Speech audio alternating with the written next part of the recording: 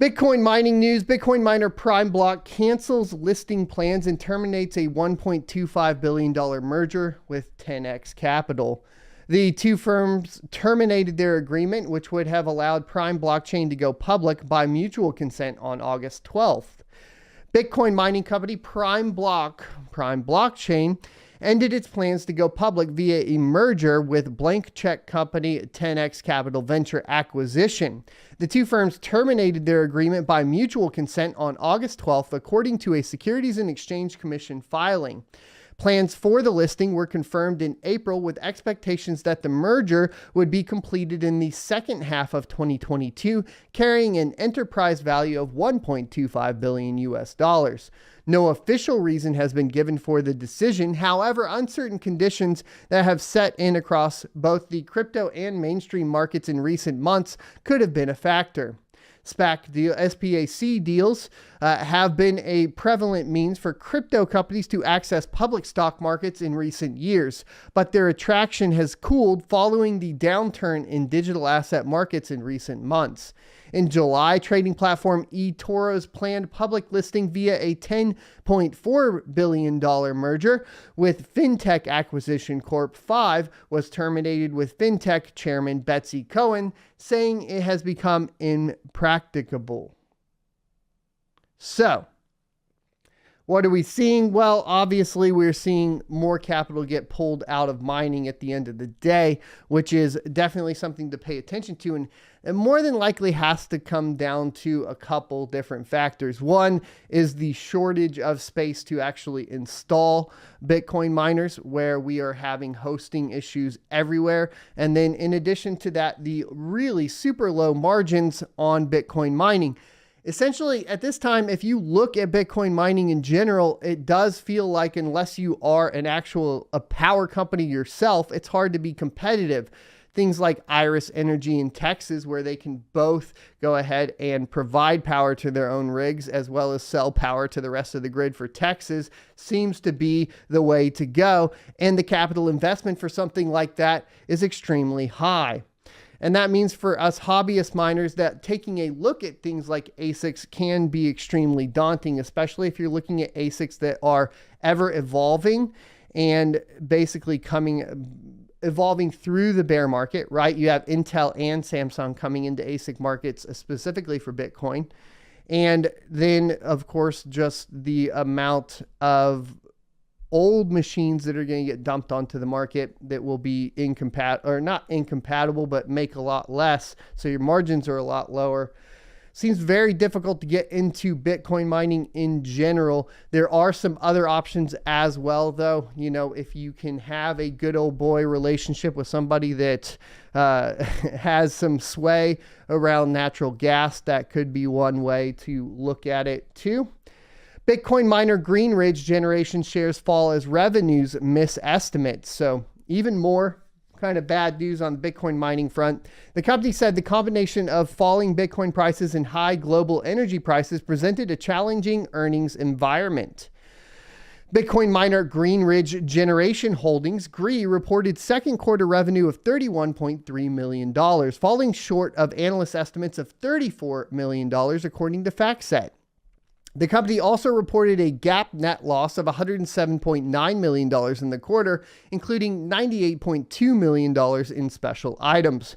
Shares were down about 9.5% to $4.21 in after-hours trading Monday, after rising almost 12% during the day. Shares are down 71% year-to-date. Greenidge produced approximately 621 Bitcoin during the second quarter of 2022, compared to 315 Bitcoin in the second quarter of 2021, and had approximately 27,500 miners with approximately 2.5 exahash a second of combined capacity as of June 30th, 2022.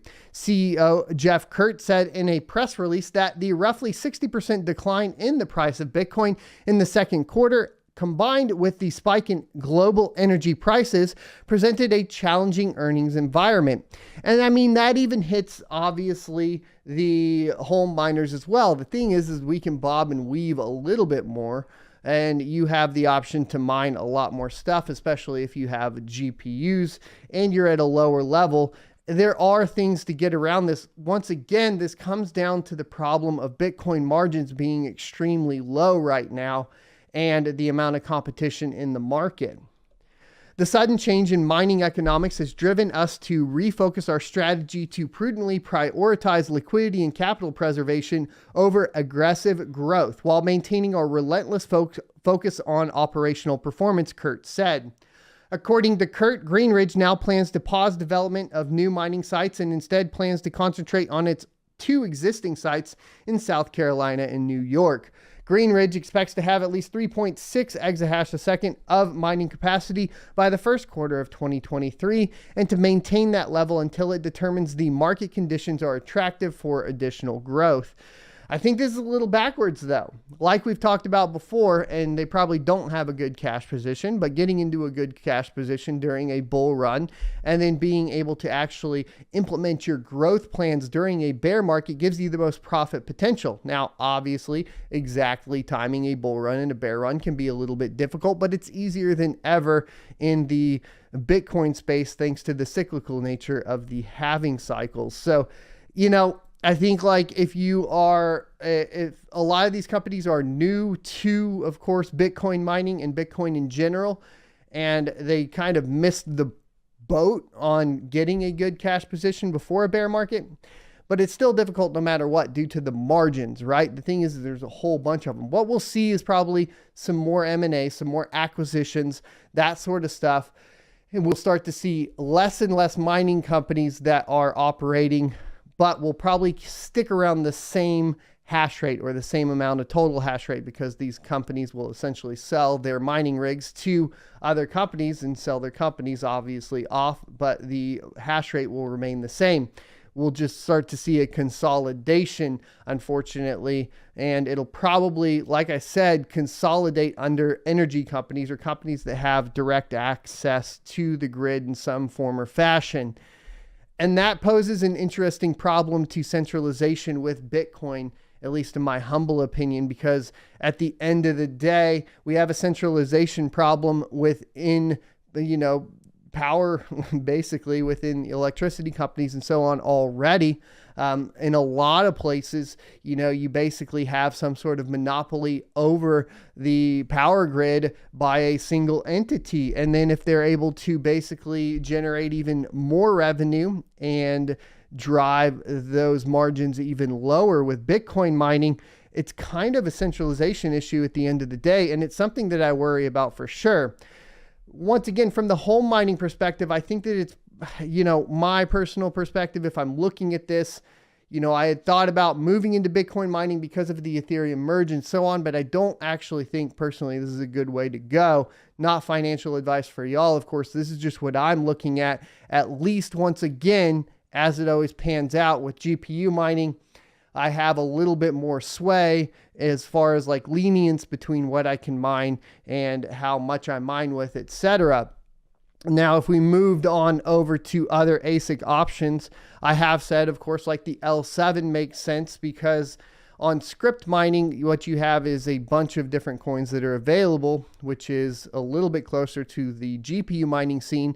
But in addition to that, we've never really seen a bear market development of a script miner, meaning the L7 will probably last into at least a portion of the next bull run, and there won't be another development of another script miner until into the next bull run. That's typically how it worked last time, which is why you saw for a while L3 pluses that you could buy during the bear market for $175 shoot way up to being worth $1,500 and making $80 a day at one point, which was absolute insanity. Thanks for checking out this clip from the Crypto Mining Show. You can check out the full episode here or more crypto content down here. Also, I'd like you to check out my locals page at sonofatech.locals.com where you can become a member for free or choose to be a $5 a month supporter that unlocks additional content.